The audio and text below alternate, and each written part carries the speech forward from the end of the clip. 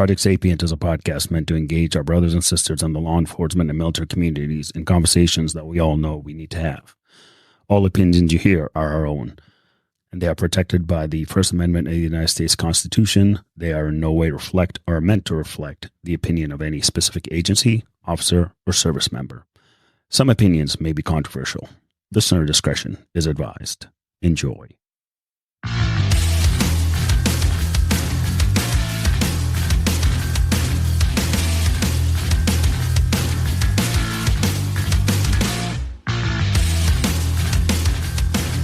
All right, everyone. Project Sapient is back. Don't have Jake again. He's out hunting elk. So hopefully he's enjoying himself. I know he sent us a text, me and the other head of the Cerberus, Gabe, that his daughter almost got that elk that she's wanted to get, but it eluded her. It's like watching Roadrunner and Wile E. Coyote with those two. But today is going to be another fantastic episode. And, you know, this wouldn't be happening if it wasn't for our supporters, listeners, everybody that shares our podcast. I mean, we grow through word of mouth more than anything else. And same thing with Instagram and everything. And, you know, especially one of our biggest sponsor supporters, AAA Police Supply. I just head over there, AAAPoliceSupply.com, and make sure you buy whatever you want. Yeah, anything police related for your job, any duty gear, off duty gear, whatever you want. They have it, and use the code Hybrid10 and get 10% off your entire order. So like I said, today, great episode. I actually came across this Instagram profile when I'm scrolling through the interwebs and various things pop up on my feed, and kind of got to look at this Instagram page called Survive Policing, and really like everything. Yeah, his name is JT who runs it. JT puts out there, because it's all the stuff that I've been talking about for the years, you know, whether it's writing about it in Havoc Journal or any other media platform, Epoch Times, same thing. All my publishing has to do with, you know, essentially how to survive policing, you know, in terms of the actual dedication and work it takes, both on and off duty. You know, it's a career, it's a craft, and it's something that really you need, if you're looking into the profession, to take seriously. And part of it is, I'm not saying to change your entire identity into just policing, but it's not actually, just like yesterday I was working with one of my SWAT teammates. It's not like a job you do at Target, you know, 9 to 5 or whatever. It's a lot different. So without further delay, let's bring on JT. How you doing, man? Good, man. Thanks for having me. Yeah, no. Thanks for coming on, man. And like I said, it's been a wild ride for us for the past, I'd say, I mean, I've been a cop almost 20 years, and it seems every year the pendulum either goes one way or the other, and it's just interesting to really see how the profession just keeps getting beat down over and over and over again. And, you know, like I said, I like what you post, I like what you put out, the realities of the job and what it takes to be in the job. And, you know, I'm going to start back on kind of, you know, where you came from, how you started in the profession, and what led up to Survive Police. And so, JT, by all means, go right ahead. Yeah, I appreciate that. Yeah, so, I mean, my journey kind of started, you know, we were just talking about a little bit about, you know, September 11th. And when 9/11 happened, I was just starting 10th grade.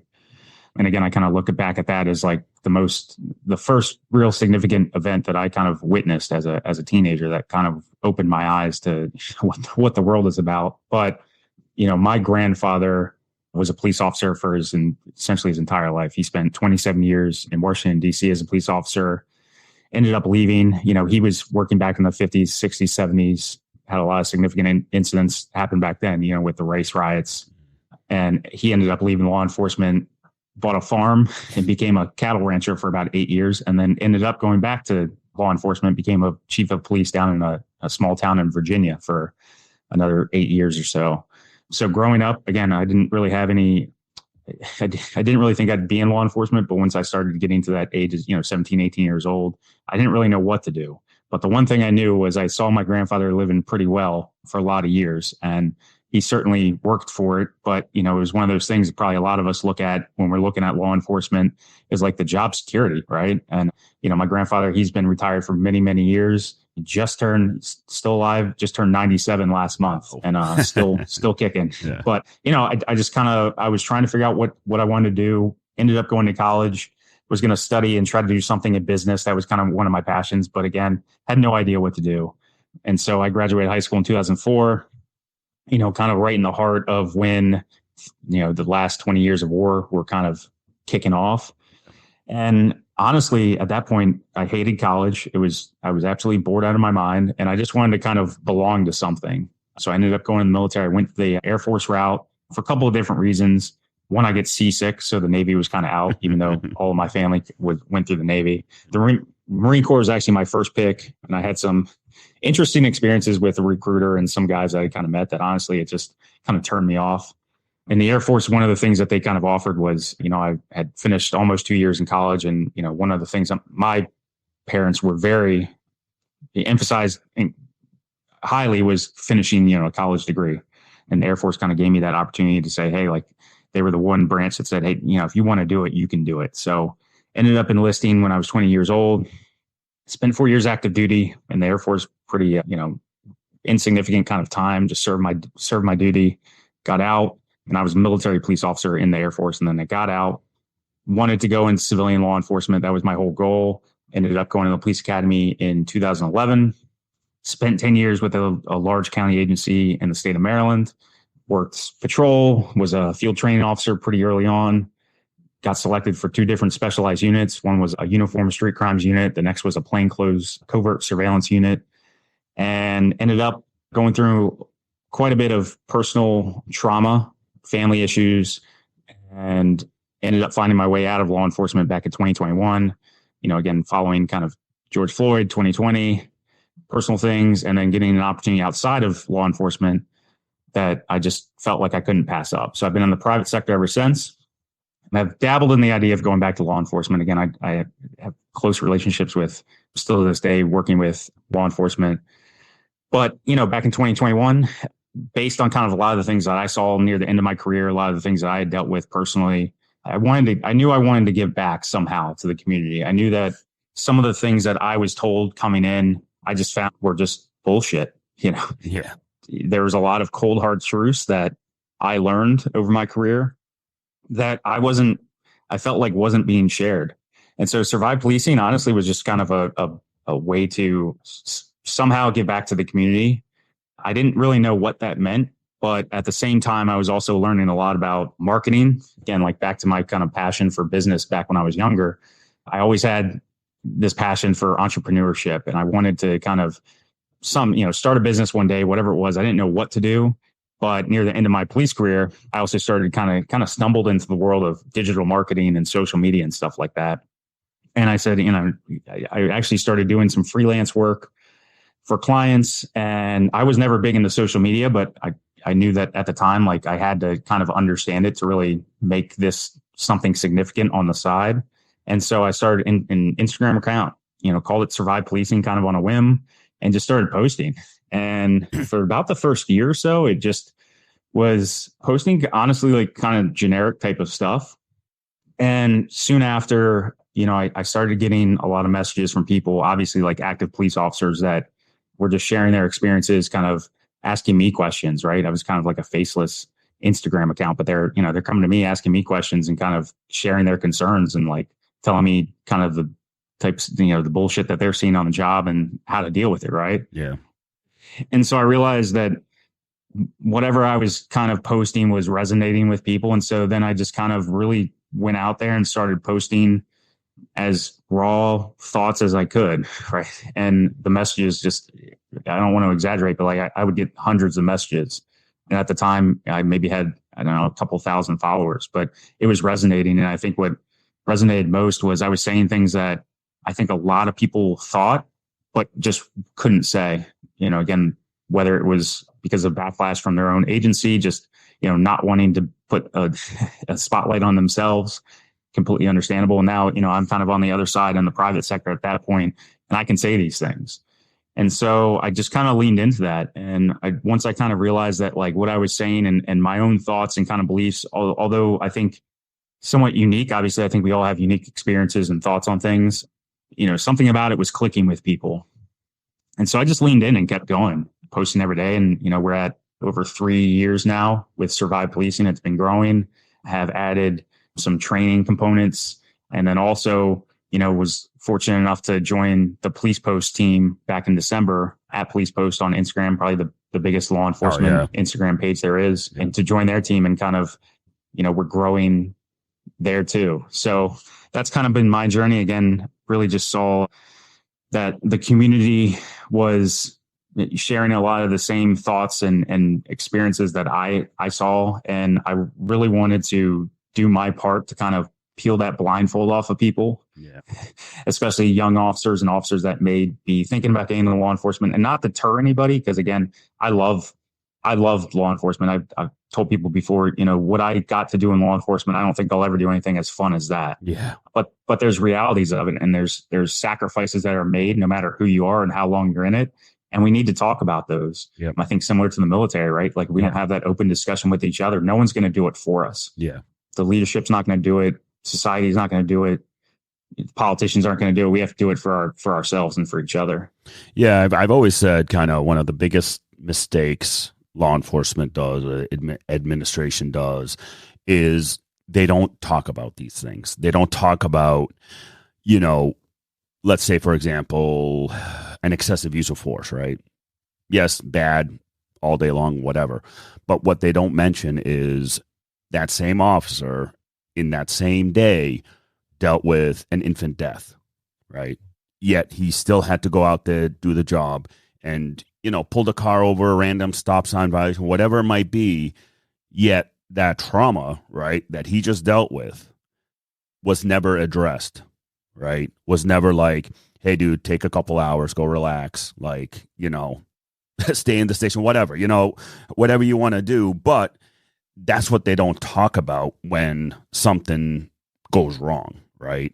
And now I'm not defending every officer and all that. Like, like I get it. There's always bad apples in every profession. That is well known. Whether you could have the best like the doctors, you got your good and bad. Like every profession has its good and bad. But I always look at it as, this dude had a really bad day, yet you kept pounding him.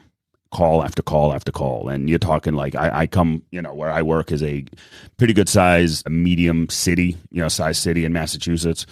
And, it's just constantly like all kinds of stuff. Right.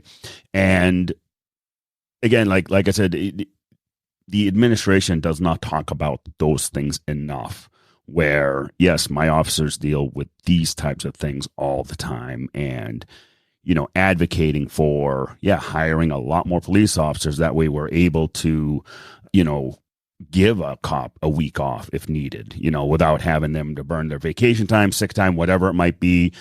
I know I talked to Bakersfield PD, I went out there, helped train them. And, one of the great things that they do is in their CAD system, it's like an automated thing, an AI thing, where if an officer sees or deals with one too many traumatic events, they get quote unquote flagged, not bad, but flagged. And that name gets brought up to the administration like, hey, you might want to check in on this guy, which I think is a fantastic idea. For super interesting. I've never heard of that. That's the first I've heard of an agency that does that, but not enough do that though. And right. it's one of those things. Like I said, whether it's the administration all the way up to, and most of my blame, I always say, is the politicians. It's always the politicians that are the ones that drive the divide in the community. And I'm sure you've seen it in your neck of the woods when you were on the job, and even still to this day, you still see it, and the messages that you get. I mean, I get messages, same thing. And, a couple of the posts that I've read that you've written, again, I was like, yeah, that's like 100% true, the whole idea behind training, like, because the department's not going to do it for us, right? That's why we got to go seek out good training, and I don't know what it was like for you, your in service or whatever that you ended up having to do. I mean, what was it like in Maryland when you went to these types of trainings? Did you feel like you were really getting anything out of it, or was it a check the box type training?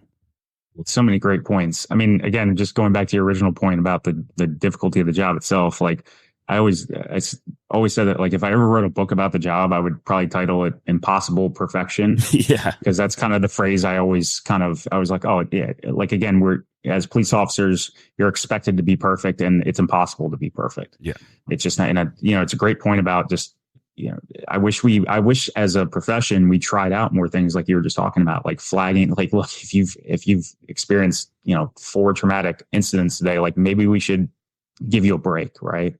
I think that's also something we talk a lot about. Supervisors, their role is just huge, right? And how do we give them the training to be able to look at their officers and say, hey man, like, come to the station, like, let's have a talk, sit down, like, take your shit off, sit here, like, maybe you need to go home, like, let's just sit here and take a breath. Right.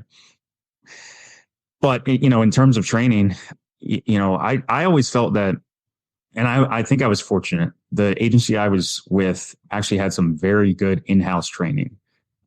In service was in service, right? It was probably similar to any in service that you go to. And of course, the problem with, there's a lot of problems with our approach to training in law enforcement. I think one is, law enforcement is its own discipline. And I think what we've seen, particularly over the last 20 years, is, we have a lot of military, a lot of veterans coming out that get into the training space, which is great, right?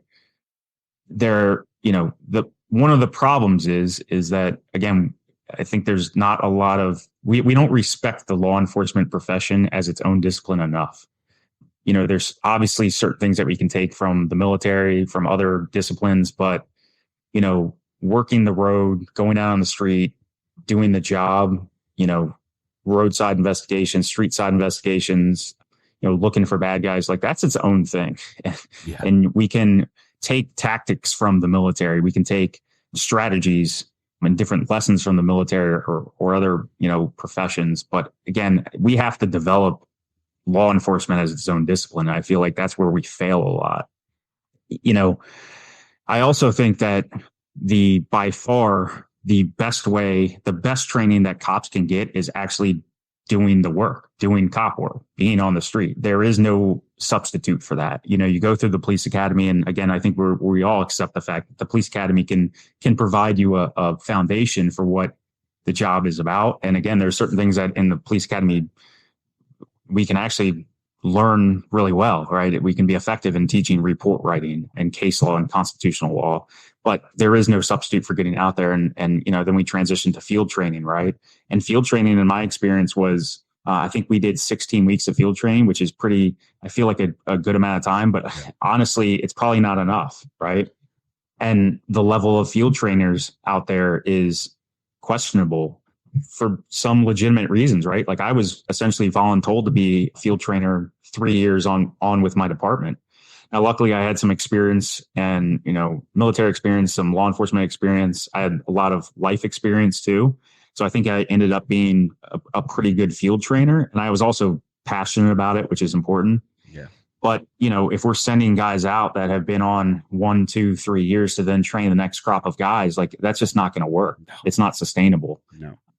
So that's something that we have to look at. So how do we do that? Do we keep people in FTO for 6 months, a year? Like, probably in a perfect world, that probably would make sense.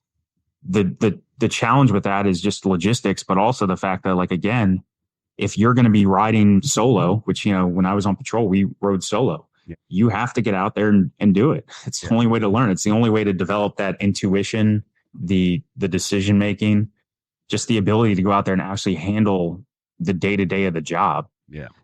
I think one of the other things that on my department that I actually was thinking about recently that I thought was a benefit was we had kind of overlapping shifts. So 1 day a week, we had 1 day where I think it was broken up into like 2 months. So for 2 months, we were like the training shift for 1 day a week. So we could, in theory, go out there and just spend the day doing training, team training, whatever it was, sometimes catch up on casework. But that gave us a day to like, all right, this is our day to kind of come together and work on whatever it is that we need to work on. And then, every 2 months that would kind of flip flop. Again, not logistically possible in a lot of agencies, but also I think something like that is beneficial. 2 days of in-service a year is not sufficient in any way whatsoever.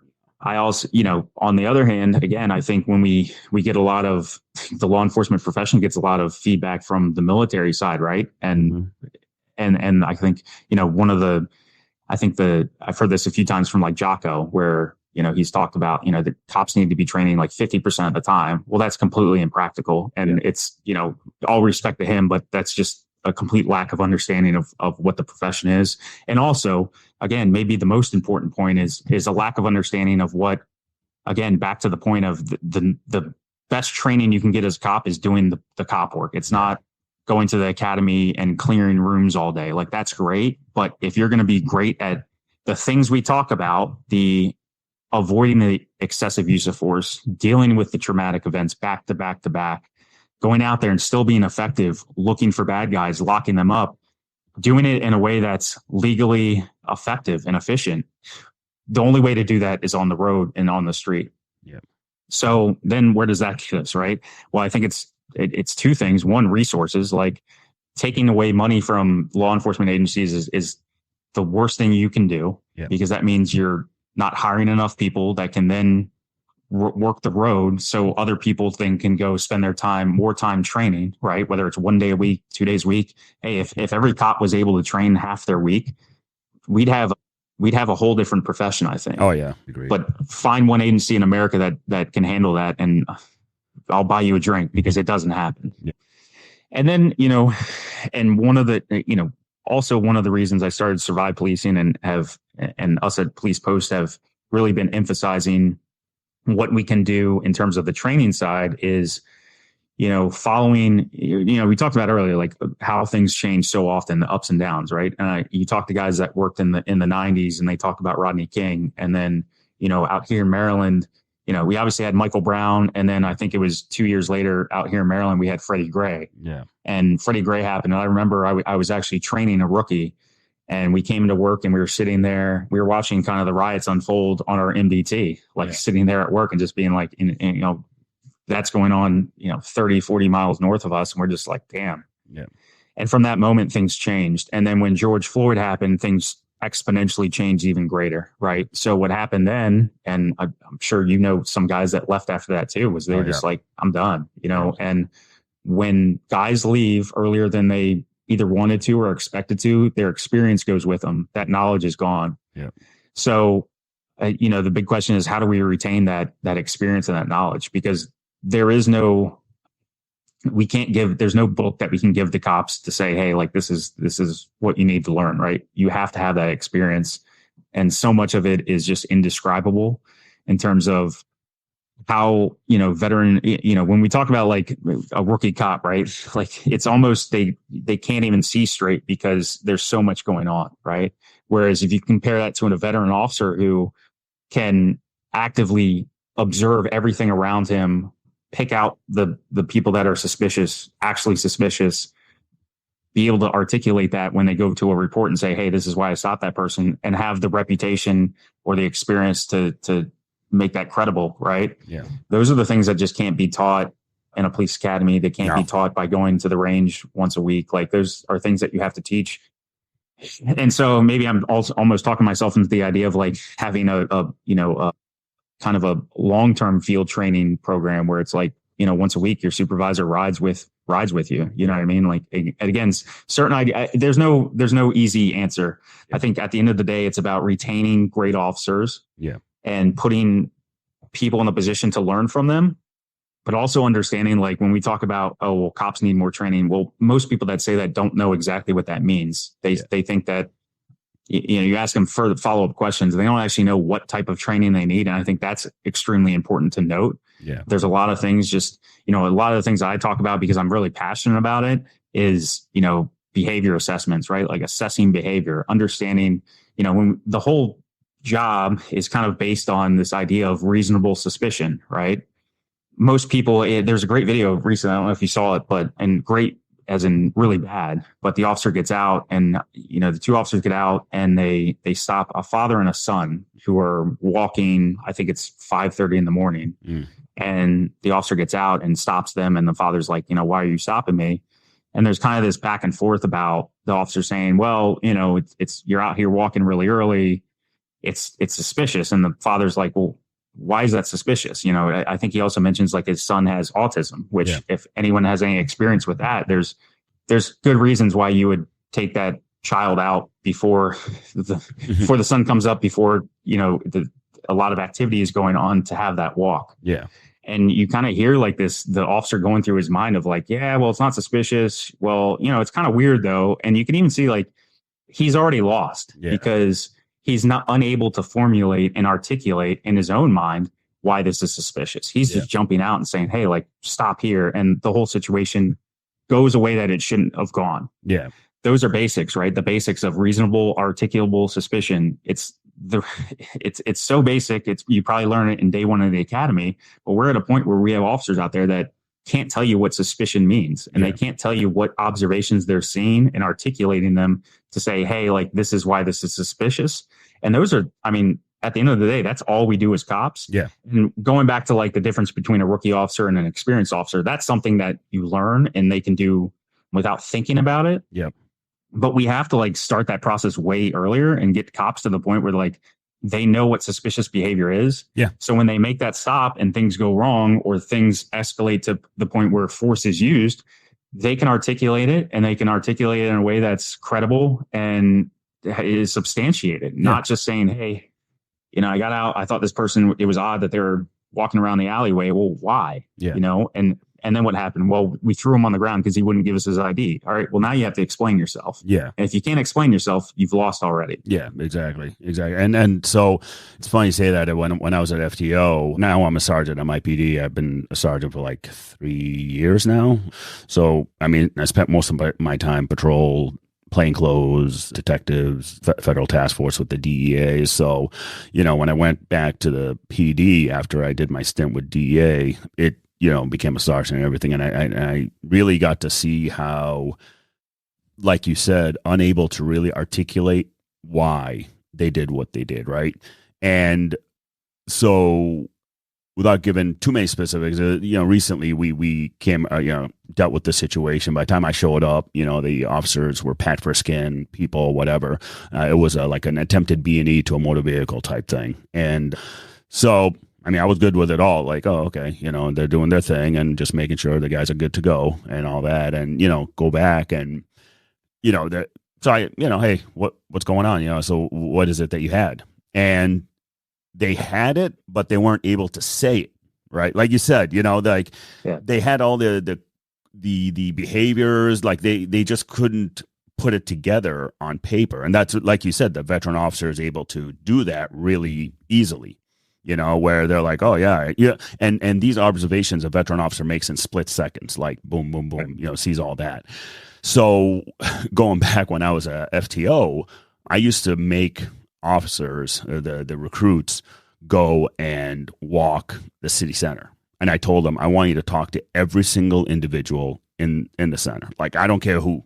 I was like, is there any law that prevents you from talking to anybody? Like, no. I'm like, then go talk. I'd park the cruiser and I'd make them walk, walk and talk, just to get them used to seeing the behaviors of what a normal conversation looks like and what somebody who is suspicious, has that, you're suspicious of them, how they react when you talk to them, because again, you create that baseline. Okay, this is what a normal human does when I'm talking to them, just shooting the shit with them. Oh, but this guy, when I get there and he matches a description of whatever, he's being very like different versus, more conversational. So that's one of the things I used to do a lot with my brand new officers. Like their first week, I must have been like a nightmare for them, because their first week I'm like, get out, walk, like talk to people. But that like simple thing is like so invaluable. And like, even, one of the things I talk about is, again, like, and I was doing an Instagram live, I think the other day, and someone asked, we were talking about getting out and making contacts and just having conversations with strangers, right? And I think the question was like, well, how do you do that? Like, how do you approach it? And I think someone commented, like, it's just like you're being a human being. Like, just because you put a uniform on doesn't change that, right? And the best cops realize that, I think some of the worst cops are the ones that think they're super cop. Oh, They're going to change the world. Yeah. Some of the best cops understand that they are just one small cog in the wheel, right? Yeah. But you can be powerful. You can make a huge impact just by being able to actually conversate with people. Yeah. And so again, it's like so basic, and it seems like we're talking about the some things that are so simple, yet we get them so wrong. Yeah. But again, like it back to your point too about going out, and one of the things that maybe people don't realize is how difficult it is for any officer, whether we have life experience or not, to go out there and have everything that we're thinking about, knowing that, hey, at any point, like someone could pull a gun or a weapon out on us, and also be able to have that conversation. You have to develop that muscle memory of actually being able to have that conversation without having to think about it. Yeah. Because the more you're thinking about it, if you think, a rookie comes out on their first day and they make their first traffic stop, and what's the first thing they're thinking about is like, oh shit, what do I say? Yeah. And they're thinking about what's my monologue? What's my intro? And I'm thinking about my intro. So I'm getting out of the car and, okay, I'm officer so-and-so, and this is why I pulled you over, blah, blah, blah. Like, people don't realize that you actually have to get to a point, like you have to do it so many times that like you don't even think about that introduction. Yeah. And it's important. And the reason it's so important is because if you're focusing on what you're saying to someone, whether it's on a traffic stop, a subject stop, or whatever, your mental energy is towards thinking about what you're saying. Whereas once you get past that and that becomes almost automatic, now what can you do? Well, then you can focus on the person's reaction to what you're saying. You can focus on the small nonverbals that you can pick up on that could perhaps lead you to believe that, hey, this person might be dangerous. They might be planning to, they might have some type of hostile intent. Yeah. They might be trying to conceal something. Yeah. And these small things that, again, happen very quickly, especially under stress. Yeah. We think about fight, flight, or freeze, right? When the most common indicator that someone's engaged in some type of illegal behavior, once they know that they're in the presence of law enforcement, is just that stress, those signs of stress, right? And they can be very subtle. It can be just that head snap, or the wide eyes, or, I'm sure every cop's seen this, where you drive by someone, they're on the corner, or even, they pass by you in a vehicle and they see you and they spot you and they're like, oh shit. Like, and you don't even have to hear it, that you just mouth it. And those things happen within seconds. Yeah.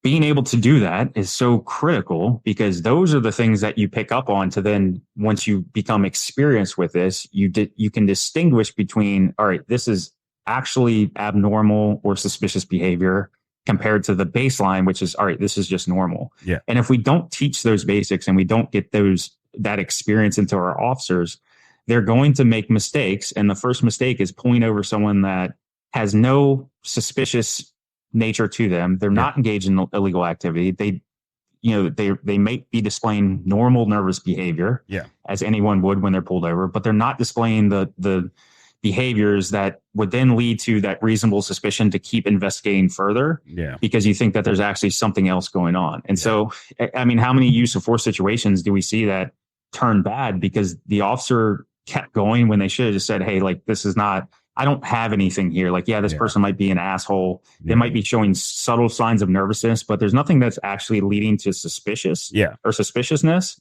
Let's cut this person and move on to the next one. And if we can't distinguish between actual suspicious behavior and not, again, fundamentally, we have a broken profession.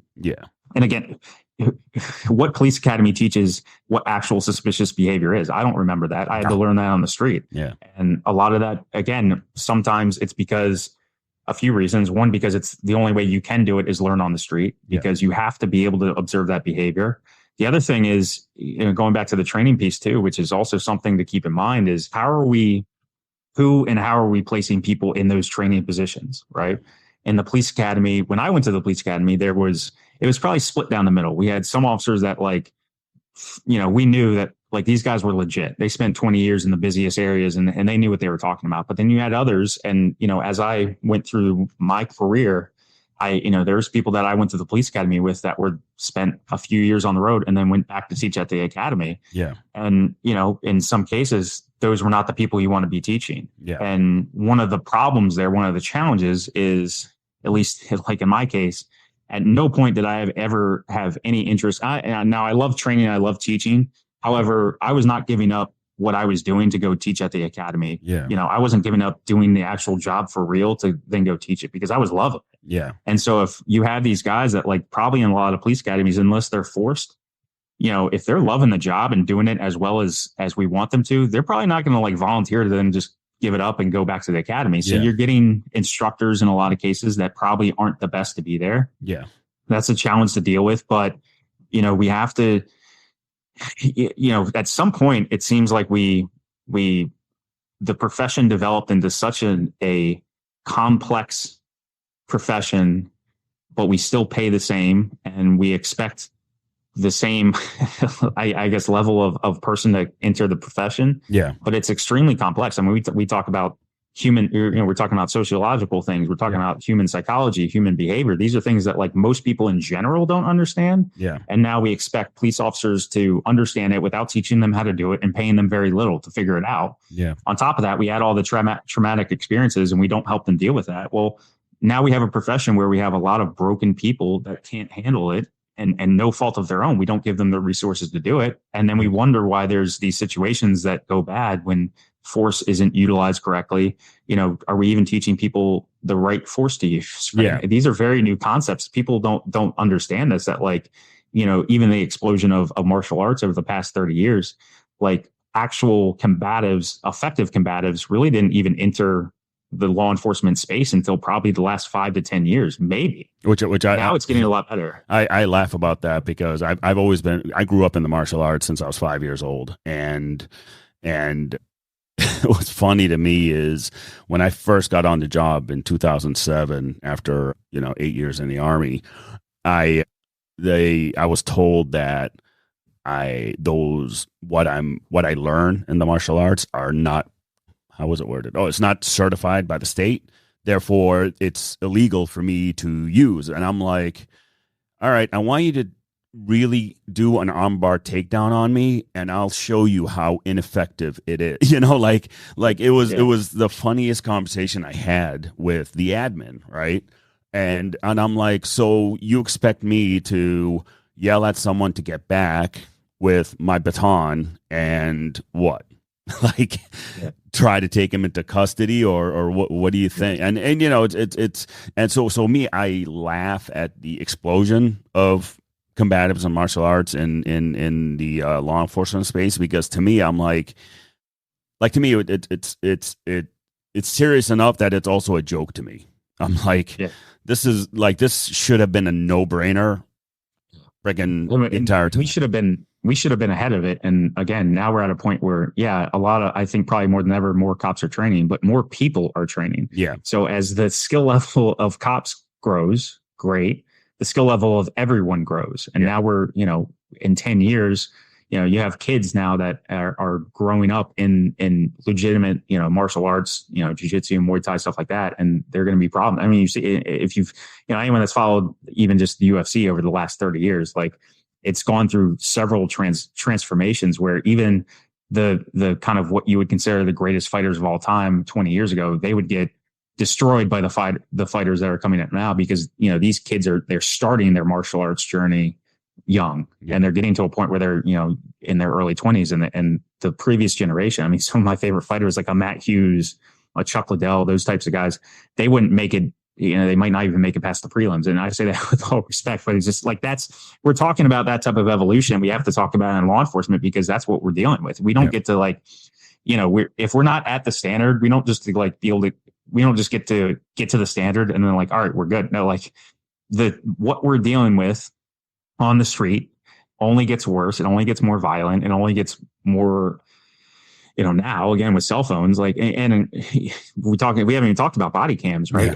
Yeah. My agency was one of the first agencies, I think, in probably the entire country to get body cams. We got it before we were required to get them. Yeah. And so I remember the first kind of generation of body cams, and people might not realize this, they were not good. I mean, you would look at this footage and be like, I can't see shit. Yeah. You see one very isolated view of things. And again, today, just the mechanics of them, it's the same thing. You see one picture of the entire scene. Yeah. And how do cops deal with that now? luckily it's, on one hand, it's a great training tool, right? Now we have, how many hours of footage that we can pull up at roll call and say, hey, like, look at this. Yeah. We used to have the dash cams, which are great, but like body cam is a whole different thing. Yeah. It's just, it's a complex profession.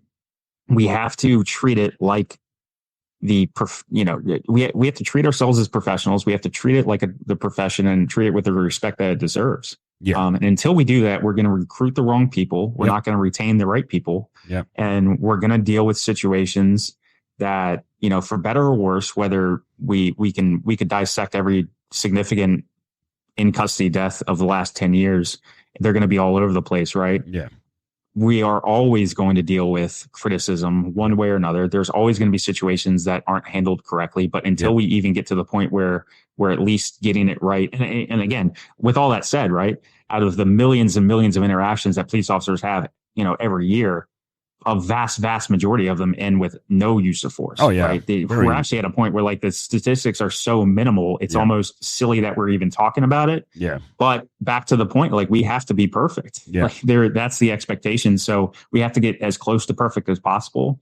And we only get there by ensuring that the training we're putting on is great. And one of the things that I not necessarily learned, but I had to be kind of reminded of over the last few years was, I would kind of put some different ideas out there. And I came from a department that probably had 1,100, 1,200 officers, which I think is a pretty good size. Just it's not too big, but not too small. The problem is there's, a vast majority of the police agencies in the United States, at least, are very small. Yeah. I mean, talking under 50 officers probably. Yeah. So if you think about that, like the resources, the experience they have at those departments is nothing. And so like, for me, where I was fortunate, like some of the best trainings I ever went to were in-house trainings, in-house schools. Yeah. A lot of agencies don't even have that. So that's why, again, it's so important to figure out how do we retain that knowledge and experience that leaves the job, keep it, make it accessible to officers, not have to charge people thousands of dollars to get a hold of that information, because the cops need it, and they need it in every region, every town, every small area. Like everything is, again, the good thing is a lot of these concepts are like very universal. Like when we talk about, assessing behavior, right? Like that's a universal thing, human psychology. Yeah. And if we can get that type of information in the hands of cops, the people that truly need it out there in the world, we'll be doing better. But again, like there's no easy answer to it. I think we can all just try to do our part. And unfortunately, and it's another thing that I post a lot about, is unfortunately, as with every walk of life or profession, there's going to be people that fall below the standard, whether they choose to or they're just incapable. There's a reason it's called average, is because some people are going to be below it and some people are going to be above it. And we can't lower the standard for the people that can't meet it. Yeah, exactly. We have to keep the standard high. And whether that means that we just are highly critical of those who we hire and get through the academy and get through field training, like that's what it has to be. We have to live up to a higher standard, or the standard is just always going to be behind the curve. Yeah, I don't know if you've seen this, but I know like in my neck of the woods, the PT standards have changed or are getting ready to change or whatever they're doing, and they're even like they've gotten rid of sit-ups because people can't do sit-ups, so now they have them do planks. And I don't know if this is actually happening, but there is word of getting rid of like the 1.5 mile run. And I'm like, what are they doing? I said, I was like, again, when I got on the job, I mean, the standards were pretty high to get on the job. Like, yeah, you had to work to get on the job. And I'm like, now you're going to hire the slob that's never done anything in their entire life. Now you're going to put a badge and gun in their hand. They're not going to, they wouldn't even pass the academy based on their, the level of fitness they're at right now. And to me, I remember when I first went to the academy, and, the DIs there were all Marines, all veterans and combat veterans. And, we had a few drop out, obviously, but their thing was like, day one is the shark attack and all that shit. Yeah. But it's like they were like, you'd better be in shape when you get here. We're not going to make you get in shape. Like we don't have time to do that, which is true, because there's a lot of shit crammed into that 6-month academy that they need to get through, and they can't be dealing with someone who can't run. You know, so Yeah. that's the way I've always taken it is, and I completely agree with you. Lowering the standard is only going to make the job worse, not better. You know, and doing that, you're setting up the agencies for failure. You know, because now, I mean, these days, never mind trying to get cops hired, we're like going out of town, out of state. Like no one's taking the job, and the ones who are taking the job, you really don't want them to take the job. You know, it's really such a weird time right now, and I don't think the general public really realizes what's been going on.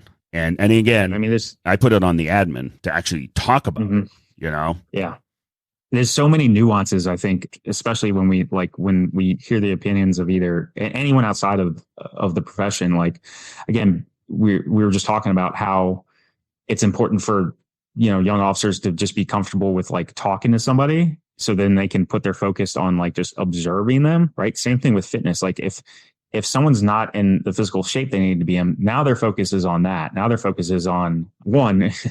Again, if you're not in physical shape and you aren't lacking in confidence, and there's probably a problem, because that means then now you think you can do more than you actually can.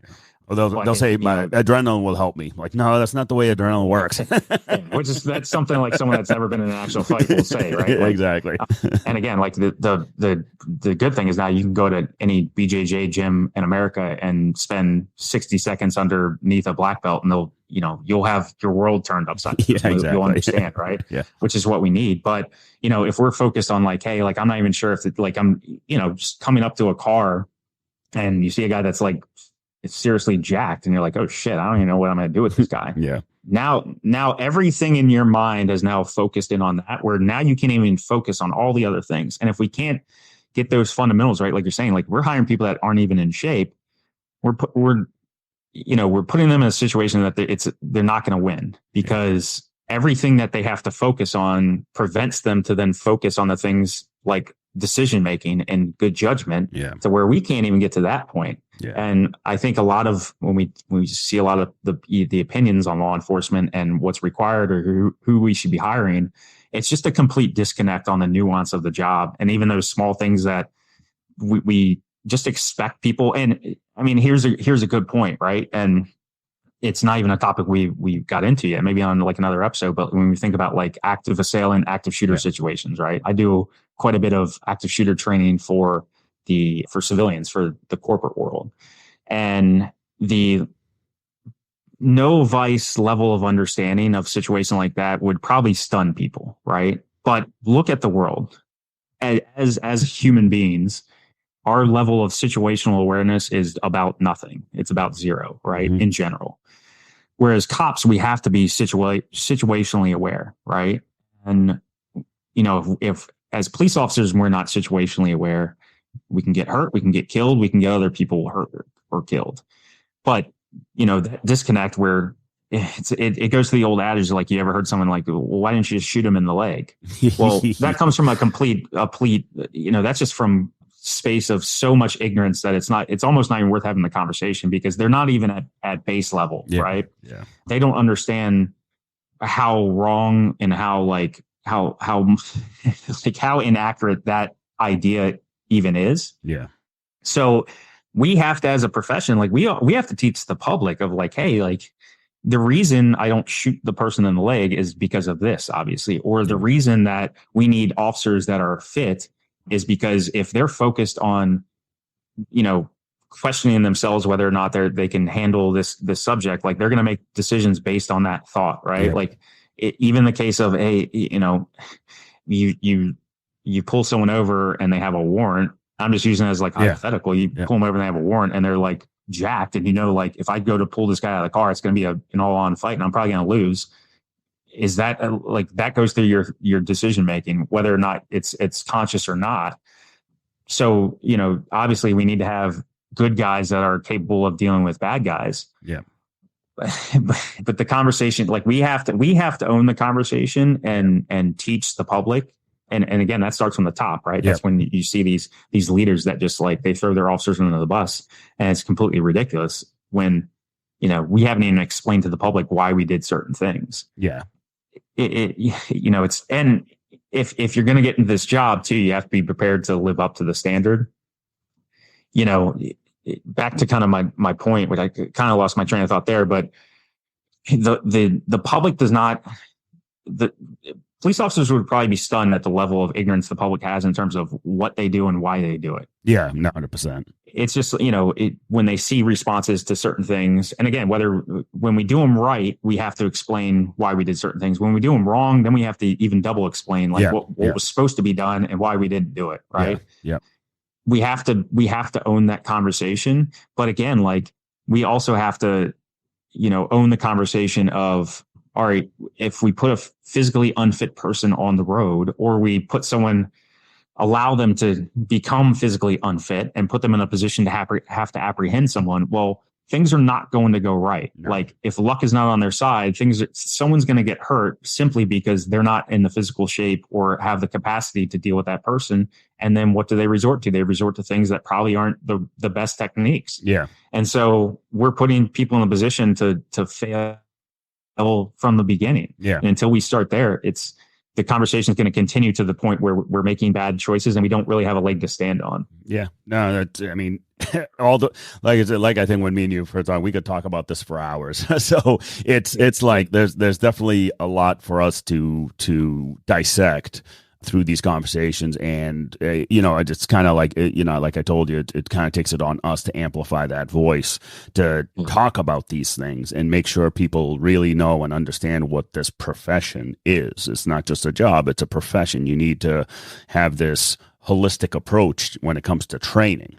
And without taking more of your time, I know you got a hard stop coming up, and we'll end the show in a minute. But if there is one thing you want to tell officers tonight, for today, or even the public today, if there's one thing you want to tell them, what would that be? Take the job seriously. Don't take yourself so seriously. Yeah. Have humility. Understand that, again, the job will go on. When you're gone, when I'm gone, when everyone's gone, it'll keep going. The day you retire, the next day your spot will be filled, right? Yeah. And just understand that, because once you accept that, I hope that gives people a little bit of